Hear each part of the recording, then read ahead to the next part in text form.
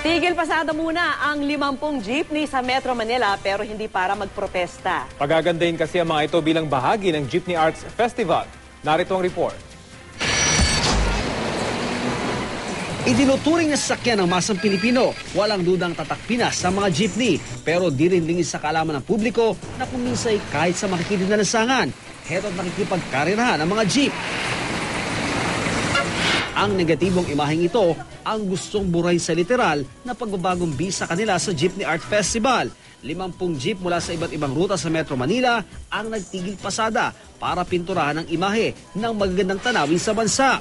I-revive din natin dito ay yung Filipino values ng bayanihan spirit. So, itong mga artists yan, volunteer yan, nagpipinta. Kagaya na lang nitong Jeepney Idol na sinakyan kahapon ng mga American Idol celebrities kasama si Jessica Sanchez. Sa labas, maaliwalas. Sa loob, para bang lagi ka naka-special trip.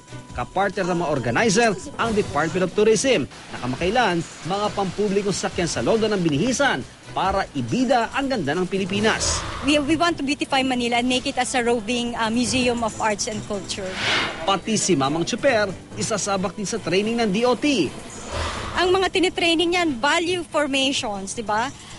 Philippine history, road safety tips, road ethics, passenger handling.